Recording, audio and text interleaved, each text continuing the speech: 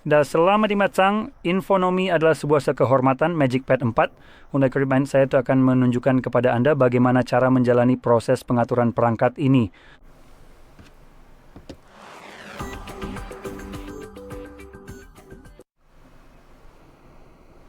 Jadi nih, ketika Anda menyalakannya untuk pertama kali, Anda akan disambut dengan layar seperti yang Anda lihat di sisi saya.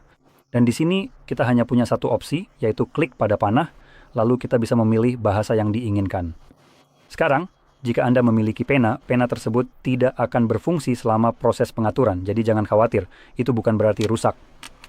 Saat ini pena tersebut memang belum bisa digunakan, kecuali jika tiba-tiba bisa terhubung sekarang. Tidak, ternyata tidak bisa. Jadi, ya abaikan saja pena itu. Untuk saat ini, saya akan menggunakan jari saya. Jadi di sini, pilih bahasa yang Anda inginkan dari daftar, misalnya bahasa Inggris yang akan saya gunakan di sini. Jadi saya tidak perlu melakukan apa-apa. Tapi sebelum Anda melanjutkan, jika Anda memiliki gangguan penglihatan dalam bentuk apapun, Anda bisa melihat bantuan membaca di sini. Kami punya beberapa opsi yang bisa digunakan untuk membantu Anda menavigasi perangkat dengan lebih baik. Jadi kami punya fitur seperti pembesaran layar yang bisa Anda aktifkan sehingga Anda bisa mengetuk dan menahan untuk memperbesar tampilan layar, membuat semuanya jadi lebih besar.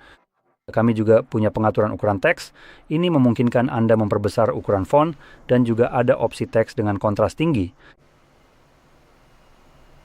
Tidakkah Anda sebenarnya tidak terlihat terlalu berbeda? Oh tidak, memang tidak. Sedikit saja sih. Saya rasa ini tidak akan terlihat di rekaman, tapi saya memang kurang suka dengan itu. Ya, sepertinya ada sedikit garis putih di sekelilingnya.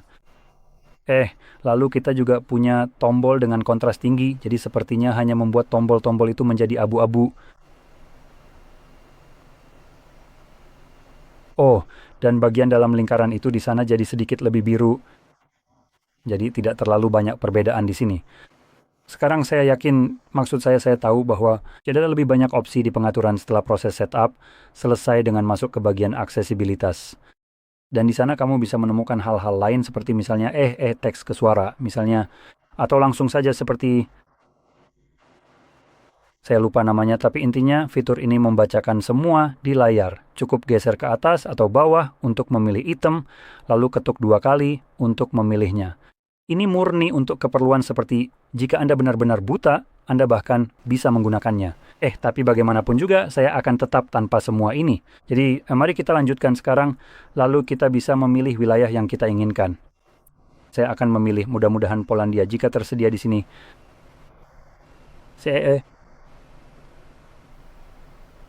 Ayolah, di mana Polandia? Ayo, hampir sampai.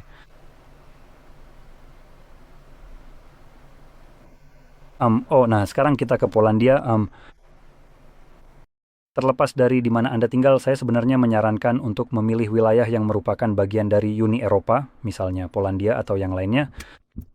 Dan alasannya mungkin saja sepenuhnya tidak berdasar. Saya belum pernah punya kesempatan untuk mencobanya, tapi kalau suatu saat berguna, sebaiknya Anda sudah memilikinya. Dan memilih wilayah pada umumnya sama sekali tidak berpengaruh pada kegunaan perangkat Anda.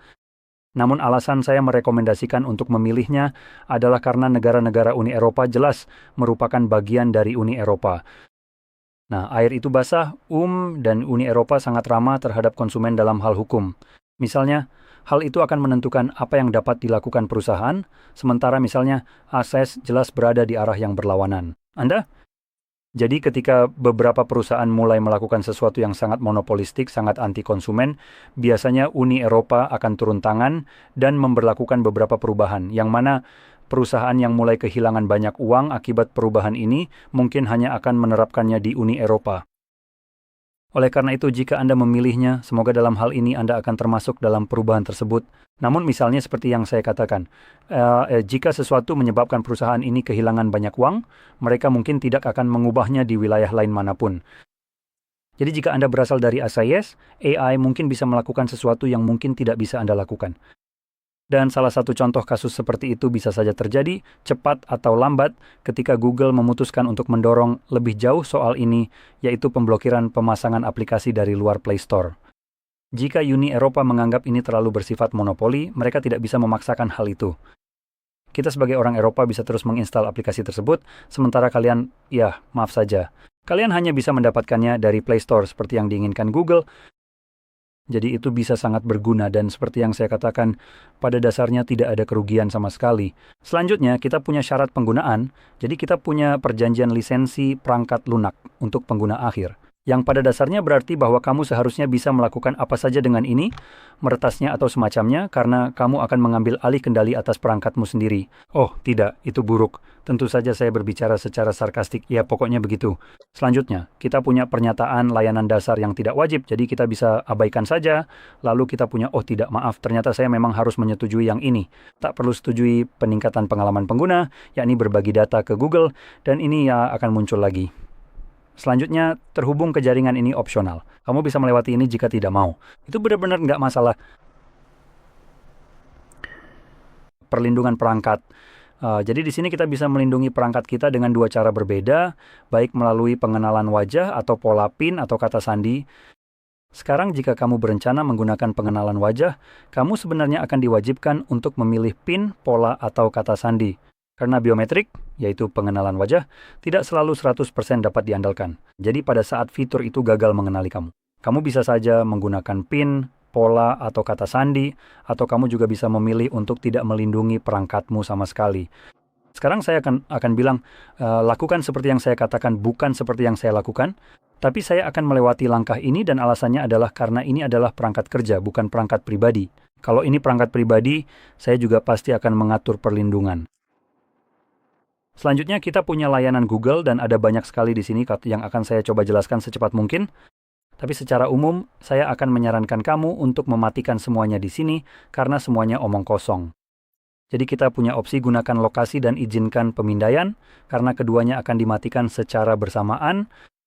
Jadi gunakan lokasi pada dasarnya memungkinkan aplikasi dan layanan yang memiliki izin lokasi untuk menggunakan lokasi perangkatmu.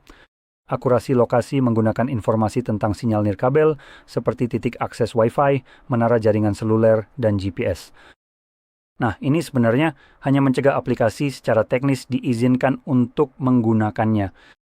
Tapi hanya karena mereka tidak diizinkan melakukan sesuatu, bukan berarti mereka tidak bisa melakukannya. Lihat saja Zuckerberg. Dia sama sekali tidak peduli soal, oh tidak, kamu menolak layanan lokasi kami atau kamu melakukan hal lain. Ya, kami tetap akan mendapatkan informasi itu. Kamu bisa saja kena batunya, dan kami tidak akan memberitahumu. Kami ini menginginkan informasi ini karena itu membuat kami kaya. Dan privasi pribadimu sama sekali tidak berarti apa-apa bagi kami. Jadi pendekatan yang sama bisa diterapkan pada setiap perusahaan lain. Jangan berpikir sedetik pun bahwa ketika kamu menolak izin untuk sesuatu, aplikasi ini akan mematuhi keinginanmu begitu saja. Sekarang, pada umumnya, hal ini memang sulit dibuktikan, dan dalam kasus tertentu, beberapa orang yang sangat teliti akan menemukan cara untuk membuktikannya. Dan ketika itu terjadi, sebaiknya kamu sudah mematikan fitur ini. Karena ketika ada gugatan class action terhadap perusahaan itu, kamu bisa ikut terlibat di dalamnya karena kamu memang sudah menolak akses mereka ke hal ini. Selanjutnya, ada opsi izinkan pemindaian yang memungkinkan aplikasi dan layanan memindai jaringan Wi-Fi dan perangkat di sekitar kapan saja. Bahkan ketika Wi-Fi atau Bluetooth dimatikan yang pada dasarnya berarti bahwa Bluetooth dan Wi-Fi-mu meskipun sudah dimatikan sebenarnya tidak benar-benar mati. Itu cuma membodohimu saja. Jadi sekali lagi matikan saja untuk kedepannya. Sekarang, tombol terakhir di sini adalah kirim data pengguna dan diagnostik. Jadi membantu meningkatkan pengalaman perangkat Androidmu dengan secara otomatis mengirimkan data diagnostik perangkat dan penggunaan aplikasi ke Google. Ya tidak, kamu tidak butuh itu. Kalau mau ini, lakukan seperti yang lain, yaitu bayar. Kamu sudah bayar mahal untuk ini. Tidak ada alasan kenapa kamu harus membagikan data apapun dengan perusahaan manapun di sini. Kamu sudah melakukan bagianmu, kamu sudah membayar harga premium untuk ini. Data milikmu seharusnya tetap menjadi milikmu sekarang. Google pada dasarnya tidak peduli soal izin, jadi mereka mungkin akan tetap mengumpulkannya dengan cara apapun, baik dengan atau tanpa izinmu. Biasanya aku akan bilang, meskipun katanya sih begitu, tapi sekali lagi, matikan saja untuk tujuan itu, karena kamu bisa saja termasuk dalam gugatan class action untuk hal ini. Dan satu hal lagi yang ingin aku sampaikan. Ini adalah Google yang ingin mengumpulkan datamu, yang biasanya tidak mereka gunakan untuk meningkatkan pengalamanmu, mereka pada dasarnya menggunakannya untuk dijual. Jadi, kamu tahu, kamu akan mendapatkan iklan yang ditargetkan yang jelas tidak menyenangkan dan sebenarnya tidak menguntungkanmu. Meningkatkan pengalamanmu itu bukan lewat iklan yang ditargetkan, jadi matikan saja fitur itu. Selain itu, demi kepentingan Google sendiri untuk meningkatkan kegunaan dan fitur dari sistem operasi mereka, jadi sebagai pengguna, kamu punya lebih banyak insentif untuk kembali menggunakan produk mereka di perangkat berikutnya. Dan itu bukan lewat membagikan datamu. Kalau aku membayar sesuatu, aku mengharapkan sesuatu. Di sini aku membayarnya dengan dataku. Jadi ini bukan sekadar potensi peningkatan, aku benar-benar mengharapkan ada peningkatan. Dan bahkan itu pun menurutku penjelasan yang buruk. Mengingat kemungkinan besar hal itu tidak akan hadir di generasi perangkat yang aku miliki saat ini. Jadi ini harus benar-benar ditingkatkan di perangkat berikutnya. Tapi kalau tidak, aku tidak perlu membelinya, aku bisa saja beralih ke iPhone misalnya atau iPad. Jadi aku benar-benar mengabaikan hal ini. Matikan saja dan lanjutkan hidup. Dan terakhir, dan mungkin yang paling buruk adalah fitur install pembaruan dan jadi dengan melanjutkan yang pada dasarnya sudah seperti pemaksaan di sini, kamu setuju bahwa perangkat ini juga dapat secara otomatis mengunduh dan memasang pembaruan serta aplikasi dari Google. Sekarang di sini kamu tidak diberi pilihan karena Google memang tidak ingin kamu punya pilihan. Kamu memang bisa mematikan pembaruan sistem dan aplikasi serta pengaturan setelah proses setup, tapi sebenarnya ini tidak secara spesifik membahas soal itu. Ini lebih seperti mengakali fakta bahwa ini kurang lebih merujuk pada OTE, layanan pembaruan, yaitu proses latar belakang yang bertanggung jawab untuk memasang hal-hal yang sebenarnya tidak kamu inginkan di perangkatmu. Kadang-kadang, selain itu, layanan ini juga bertanggung jawab untuk memasang patch keamanan yang sebenarnya bagus. Tapi belakangan ini, perusahaan-perusahaan mulai menggunakan sampah ini, malware ini, sebagai cara untuk melakukan hal-hal yang sebenarnya tidak kamu inginkan mereka lakukan. Misalnya, ponsel Sony Xperia dulu memiliki aplikasi yang memungkinkan kamu menghubungkan ponsel ke kamera Sony Alpha dan menggunakan ponsel itu sebagai layar untuk kamera tersebut. Itu fitur besar. Tapi Sony memutuskan, tahu apa, persetan dengan kalian. Kami tidak mendapatkan cukup uang dari perangkat kami yang sudah terlalu mahal. Jadi sekarang kami memperkenalkan sistem langganan dan itu akan datang melalui layanan pembaruan OTA.